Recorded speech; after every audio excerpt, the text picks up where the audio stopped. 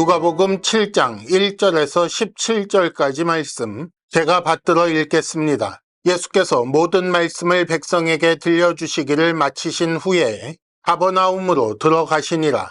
어떤 백부장의 사랑하는 종이 병들어 죽게 되었더니 예수의 소문을 듣고 유대인의 장로 몇 사람을 예수께 보내어 오셔서 그 종을 구해 주시기를 청한지라. 이에 그들이 예수께 나아와 간절히 구하여 이르되 이 일을 하시는 것이 이 사람에게는 합당하니이다. 그가 우리 민족을 사랑하고 또한 우리를 위하여 회당을 지었나이다 하니 예수께서 함께 가실새 이에 그 집이 멀지 아니하여 백부장이 벗들을 보내어 이르되 주여 수고하시지 마옵소서. 내 집에 들어오심을 나는 감당하지 못하겠나이다. 그러므로 내가 주께 나아가기도 감당하지 못할 줄을 알았나이다. 말씀만 하사 내 하인을 낫게 하소서. 나도 남의 수하에 든 사람이요 내 아래에도 병사가 있으니 이더러 가라 하면 가고 저더러 오라 하면 오고 내 종더러 이것을 하라 하면 하나이다. 예수께서 들으시고 그를 놀랍게 여겨 돌이키사 따르는 무리에게 이르시되 내가 너희에게 이르노니 이스라엘 중에서도 이만한 믿음은 만나보지 못하였노라 하시더라. 보내었던 사람들이 집으로 돌아가 보매 종이 이미 나아 있었더라. 그 후에 예수께서 나인이란 성으로 가실새 제자와 많은 무리가 동행하더니 성문에 가까이 이르실 때에 사람들이 한 죽은 자를 메고 나오니 이는 한 어머니의 독자요 그의 어머니는 과부라. 그 성의 많은 사람도 그와 함께 나오거늘 주께서 과부를 보시고 불쌍히 여기사 울지 말라 하시고 가까이 가서 그 관에 손을 대시니 맨 자들이 서는지라. 예수께서 이르시되 청년아 내가 네게 말하노니 일어나라 하시매 죽었던 자가 일어나 앉고 말도 하거늘 예수께서 그를 어머니에게 주시니 모든 사람이 두려워하며 하나님께 영광을 돌려 이르되 큰 선지자가 우리 가운데 일어나셨다 하고 또 하나님께서 자기 백성을 돌보셨다 하더라. 예수께 대한 이 소문이 온 유대와 사방에 두루 퍼지니라. 아멘. 우리는 지금 누가복음을 연속해서 읽어가는 중입니다. 따라서 거기 어울리는 관점, 거기에 걸맞는 방법을 중요하게 생각해야 할 것입니다. 어떤 사람들은 개별적인 사건과 파편적인 교훈의 모음으로 생각하기도 하는데 그렇게 보고 읽을 경우 앞에 무슨 일이 있었는지 뒤에 어떤 교훈이 나오는지 그 흐름을 생각할 필요가 전혀 없겠습니다만은 우리는 연속해서 읽기 때문에 그 흐름을 생각하며 앞의 사건이 뒤에 어떤 영향을 주고 오늘 읽은 말씀이 다음에 읽을 말씀에 어떻게 바탕이 되는지 생각하며 해석해 나가야 옳다는 것이지요. 그래서 오늘 말씀 1절에 나오는 예수께서 모든 말씀을 들려주시기를 마치신 후에 가버나움으로 들어가셨다라는 것은 단순히 시간과 장소의 변화를 기록한 것이 아니라고 그렇게 생각해야 옳은 것입니다. 이 말씀이 나오기까지 무슨 일이 있었는가? 하나님 나라의 왕이신 예수께서 산에서 밤새도록 기도하시며 그 나라의 일에 관해 아버지 하나님과 상의하셨고 그 후에 제자 가운데 12를 택하여 따로 사도라고 칭하셨다고 했습니다. 사도이니까 왕이신 예수의 보내심을 받아 그 백성에게 무언가를 전달해야 할 터인데 그들이 그 전달해야 할 내용을 전혀 듣지 못한 상태일 수 있는 거지요. 그들과 함께 예수께서 평지에 내려오셔서 많은 백성들 앞에 서셨을 때 백성들 보기에 그들은 특별한 존재 12명의 사도로 보이기는 했으나 사도로서 전할 내용은 알지 못하는 상황이었던 것입니다. 그래서 예수께서는 그 백성들을 향하여서 뿐만 아니라 사도들에게 예수께서 가르치셔야 할 그 모든 내용을 이제 전달하시기 시작하셨는데 그 내용이 크게 두 가지로 나누자면 복음이라는 것과 그 복음을 받은 자로서의 삶의 방식이라는 것을 가르쳐 주셨는데 그것이 6장 마지막까지 나온 내용이다라고 정리할 수가 있는 것이지요. 그 연장선상에서 오늘 말씀 백부장의 종을 고치신 일이나 과부의 아들을 살리신 사건이 있는 것이며 또 오늘 읽을 말씀에 이어서 7장 18절부터 이어지는 그 말씀을 이해하는 것이 옳은 방법이 된다라고 말씀드리는 것입니다. 그러므로 우리는 오늘 본문에 나오는 두 개의 사건을 어떻게 읽어야 하는가? 하나님 나라의 왕이신 예수님은 어떤 분이신지 알리신 것으로 그렇게 읽어 나가기로 합니다. 먼저 2절부터 10절까지 나오는 백부장의 종을 고치신 사건을 보도록 하겠습니다. 시간과 기록의 순서를 따라 우리가 읽어보면 그 사랑하는 종이 병들었기 때문에 백부장이 예수의 소문을 듣고 예수께서 오셔서 그 종을 구해 주시기를 청하려고 유대인 장로 몇 명을 보냈다라고 되어 있습니다. 하지만 이것이 식민지를 지배하고 있는 나라의 군대 장교가 강압적으로 사람들을 보낸 것이 아니라는 사실이 4절 말씀에 나옵니다. 4절에 보면 그 유대인 장로들이 예수님께 간청하기를 이 일이 합당한 것입니다 라고 하고 있는 것을 보아 어쩌면 유대인 장로들이 자발적으로 그 백부장을 위해 이 일에 나섰을 수도 있다고 생각할 만합니다. 왜 그들은 그러면 이렇게까지 했는가? 5절에 보면 우리 민족 즉 이스라엘을 사랑하여 우리를 위하여 회당을 지어 주었다라고 되어 있습니다. 그러니까 이 백부장은 권세를 가지고 있을 뿐 아니라 매우 친절한 식민지 백성에게도 그 자비를 베푸는 그런 사람이었다는 것을 알 수가 있는 것이지요. 그래서 예수께서 함께 그 집으로 향하여 가고 계시는 중에 다시 백부장이 자기 친구들을 보내어 이상한 말을 전달합니다. 내 집에 들어오심을 감당할 수 없습니다. 또 주께로 나아가는 것도 감당할 수 없다는 것을 내가 알게 되었습니다 라고 말하고 있습니다. 여기서 우리가 생각해 볼 것이 몇 가지 있겠습니다. 백부장은 예수님을 주라고 불러서 극존칭을 사용하고 있는 셈이지요. 그리고 예수님을 자기 집에 모시는 것도 또 심지어는 예수님 앞에 자기가 나아가 서는 것도 감당할 수 없는 일이라고 인식하고 있었습니다. 그러니까 백부장은 단순히 그 이스라엘 사람들에게 친절을 베푸는 사람이 아니라 이스라엘의 하나님 그리고 하나님 나라 그 하나님 나라의 왕이신 메시아 이런 것들에 대해 바른 지식을 가진 사람이라고 우리가 알 수가 있는 것입니다. 어떻게 그렇게 판단할 수 있는가? 원래 이런 백부장의 반응 같은 것은 거룩하신 하나님 앞에 서는 부정한 자의 두려움인 것입니다. 그래서 이런 반응은 원래 사람들이 하나님 앞에 설 때에 나오는 반응이요. 그가 예수님을 마치 하나님으로 생각하고 있었다는 것을 알 수가 있는 것이고 그래서 처음에는 유대인 장로들을 보내어 이방인인 자신 대신 예수님을 정중히 모시려고 했던 것이고 그 사이에 고민하고 성장하여서 후에는 친구들을 보내어 내가 당신을 모시는 것을 감당할 수가 없습니다 라고 말하게 되었던 것입니다.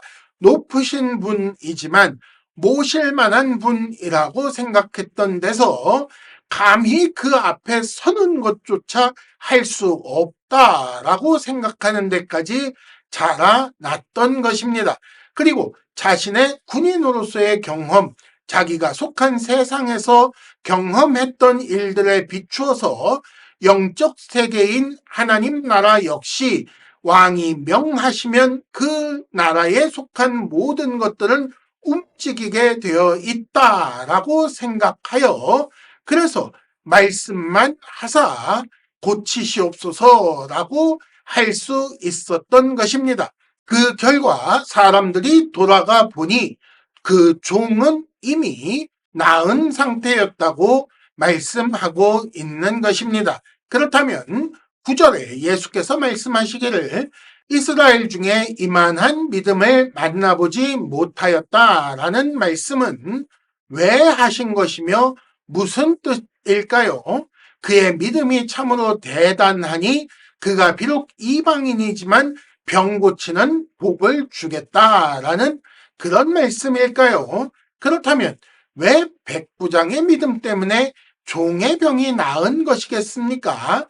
내 믿음으로 다른 사람이 나을 수 있거나 다른 사람의 믿음으로 내가 복을 받을 수 있다는 그런 말씀일까요? 그렇지 않습니다. 그러므로 이 말씀에서의 교훈은 믿음으로 병을 고칠 수 있다가 아닌 것입니다.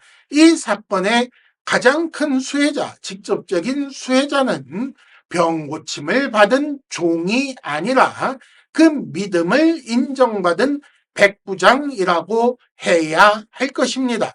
그 병이 고쳐졌다는 것은 그 백부장의 믿음을 인정하셨다라는 증거가 되는 것이지요. 그러면 백부장의 믿음은 어떤 믿음인가?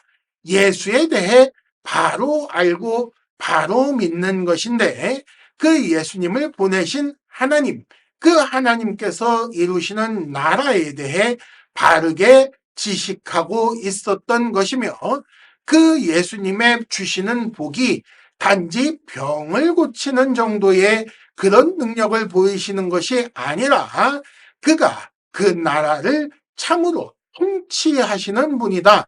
병도 죽음도 귀신도 복종할 수밖에 없는 그런 분이시다라는 그 믿음을 옳다고 인정해 주신 그런 사건으로 보아야 하는 것입니다.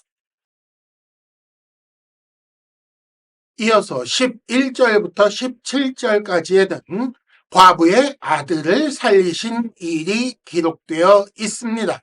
11절에 보면 그 후에 라고 되어 있는데 이것이 언제를 말하는 것인지는 알 수가 없습니다. 장소도 바뀌었지요. 나인이라는 성으로 가는 중이라고 했습니다. 더구나 이 사건은 누가복음에만 기록되어 있습니다. 그래서 언제 어디서 일어난 일인지 교차 검증하는 것이 불가능한 그런 사건입니다. 그러면 이것을 믿을 수 없다. 이것이 전설이다 라는 얘기인가? 그렇지 않습니다. 오히려 시간과 장소가 중요한 것이 아니라 문맥을 따라 필요에 따라 누가가 의도적으로 이 사건을 여기에 배치한 것이다 라고 생각하고 읽어야 한다는 그런 말씀입니다.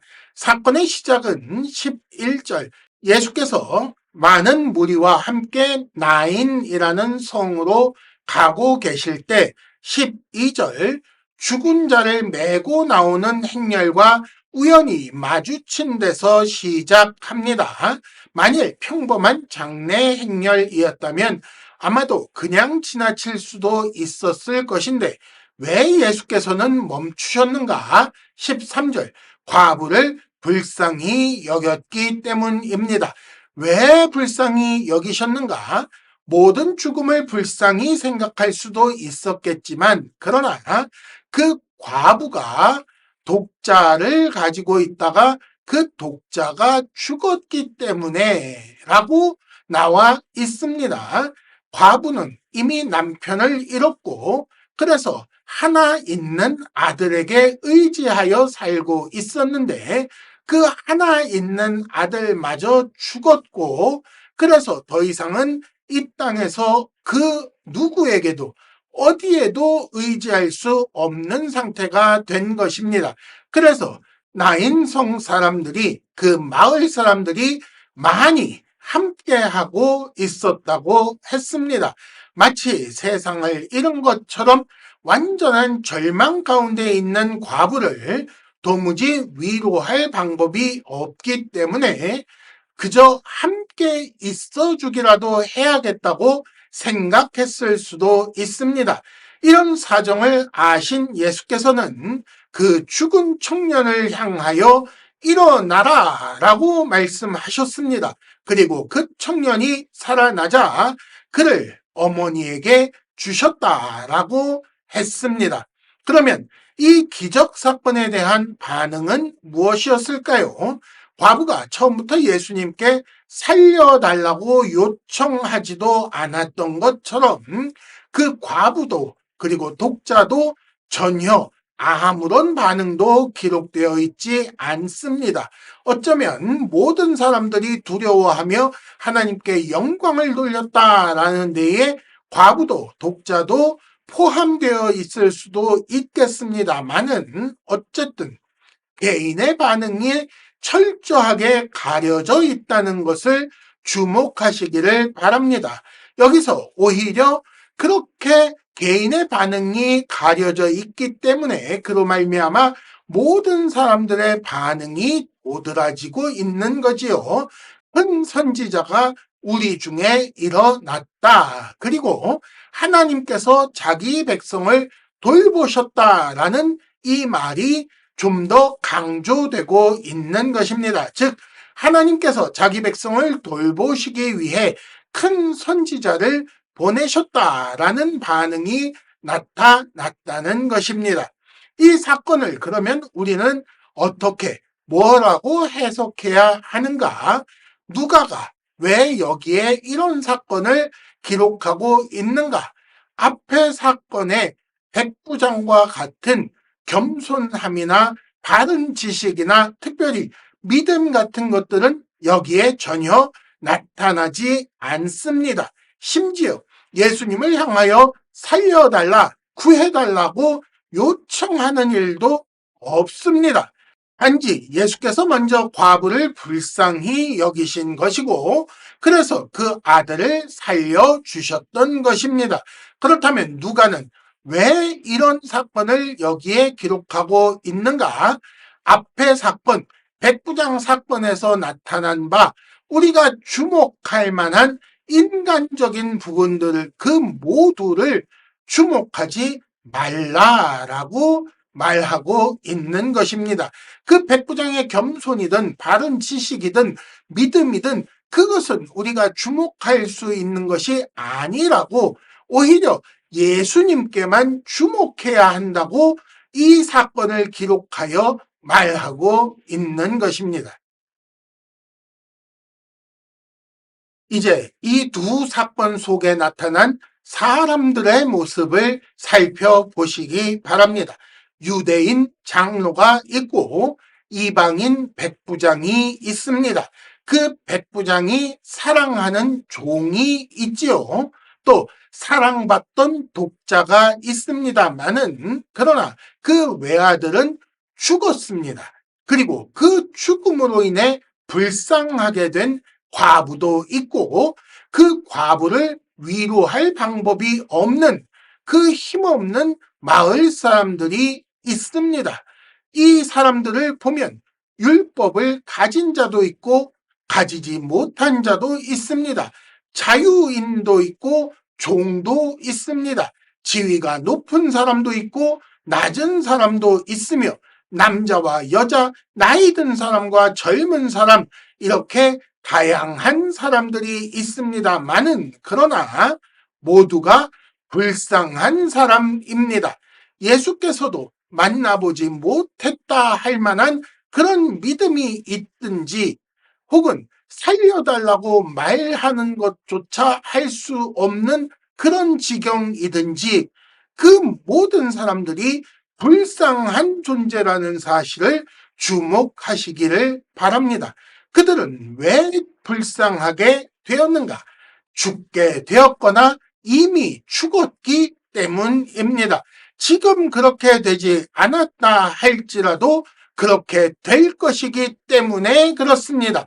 모든 사람이 벗어날 수 없는 죽음 때문에 모든 사람은 불쌍한 지경에 있는 것입니다.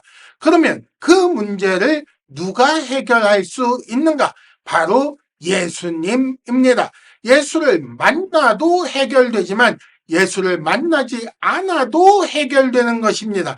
예수께서 말씀만 하셔도 해결되지만 심지어 말씀조차 하지 않으셔도 해결이 되는 것입니다. 인류의 근원적인 문제, 하나님 없음을 택한 죄로 말미암아 사망이 들어오게 된 그 모든 사람들의 그 모든 문제를 해결할 수 있는 유일한 존재는 자기 백성을 돌보시는 하나님께서 보내신 하나님 나라의 왕 예수뿐이라는 것입니다. 물론 식민지를 지배하는 나라의 군대의 장교로서 세상 권력을 가지고 있다면 좋을 수도 있겠지요. 겸손하고 경건하다면 좋을 수 있을 것입니다.